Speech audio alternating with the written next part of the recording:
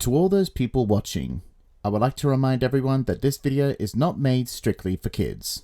It is for older fans and adults too. Enjoy the fucking video! This video is brought to you by my loyal patrons. Register now at any tier to watch new videos 1 month in advance before they're made public. Link is in the description. Ever since he took the express, James the Red Engine had become quite popular with the passengers. Gordon was shunting trucks in the yards. At first, he didn't mind doing the work. "I like some quiet work for a change," he would often say, and he likes to give the trucks a bump if they weren't showing the mannerisms.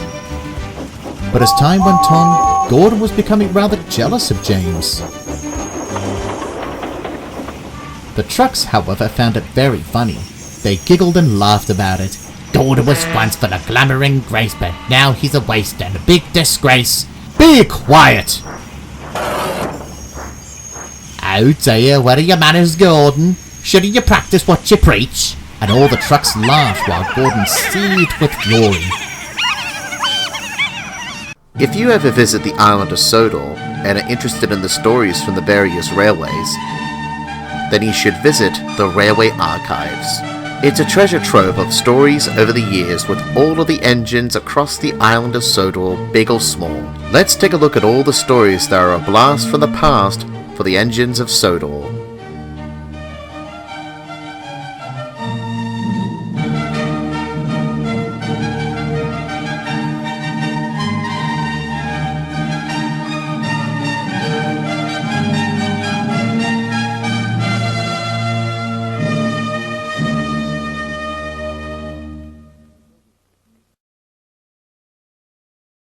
One night, he, Henry, and James were in the shed. James was pleased with himself from pulling the express today, and was excited about doing it again tomorrow. Gordon had enough of it and began to complain. "Why should you take the express again?" he grumbled. "You're just a small red engine with ideas above your station." James was feeling very cross by Gordon's words. "I'm pulling the express because I'm doing the best I can. I thought you were proud of me for doing that, Gordon." "I was," replied Gordon bitterly.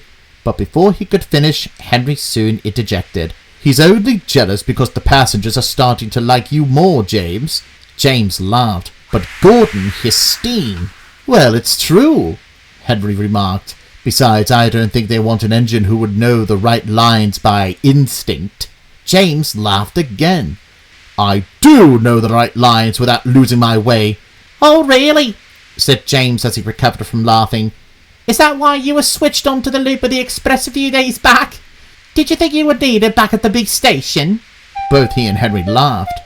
Gordon said nothing else, and he went crossly to sleep. During the night, a strong wind blew across the island. The engines were safe in their sheds, but not the equipment.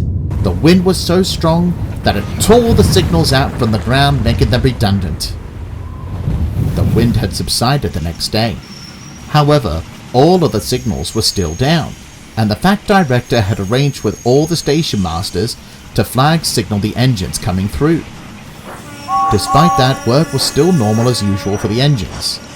James took the express, and Gordon was shunting trucks. He was still cross over James and Henry's teasing last night.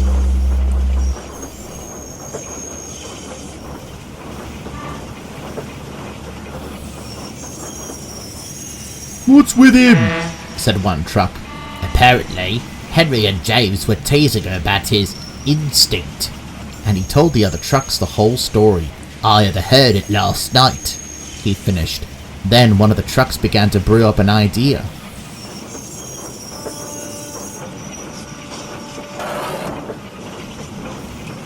Gordon shunted more trucks into line, and they began their trick. "Why would Henry and James make fun of your instinct ability? No other engine ever has that kind of talent." "Well, replied Gordon, flattered. "You said so yourself before," the truck continued, "that you know the right line by instinct." The trucks all agreed, and the praise made Gordon feel uppity about himself. "You're right," he replied. and when the guard blew his whistle, he puffed grandly away.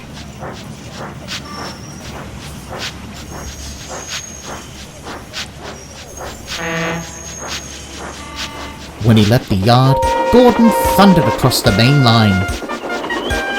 One station master was holding a red flag for Gordon to stop, but Gordon raced through, ignoring it. "Faster! Faster! Faster!" cried the trucks.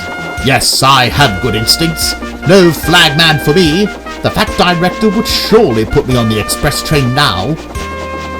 Then the trucks decided to push Gordon to make him go even faster. Gordon felt the weight of them pressuring his buffers. He loved it.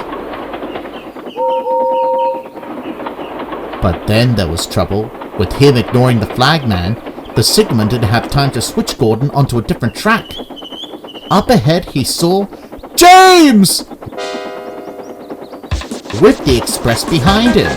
Gordon was shocked. "Stop! Stop!" yelled Gordon to his driver.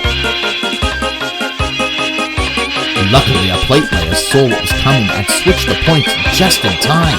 Gordon veered onto a different line and shot past James until he came to a complete stop. Gordon was relieved, but the trucks laughed. "Let's do it again! Let's do it again!" they cheered. But Gordon's driver didn't think it was funny. "Gordon," he said sternly, "what you did is shameful. Every engine who is wise knows that the signalman is responsible to know the right line. I will report this to the fact director when we return." He looked at the trucks, who were still laughing. "You should also know not to trust trucks. They aren't called troublesome for nothing, you know." "Yes, sir." When they returned to the big station, the fact director was cross. "I was going to put you back on the express, Gordon, but after what your driver told me, it seems you will stick with trucks for the time being until I can trust you again." Then he left. Gordon sighed, but there was nothing more he could do. Then he heard two voices nearby the shed. "I seem to know the right line by instinct," replied one. "I never lost my way," said another, and they both laughed. Gordon wasn't sure, but he had a feeling that the voices belonged to Henry and James.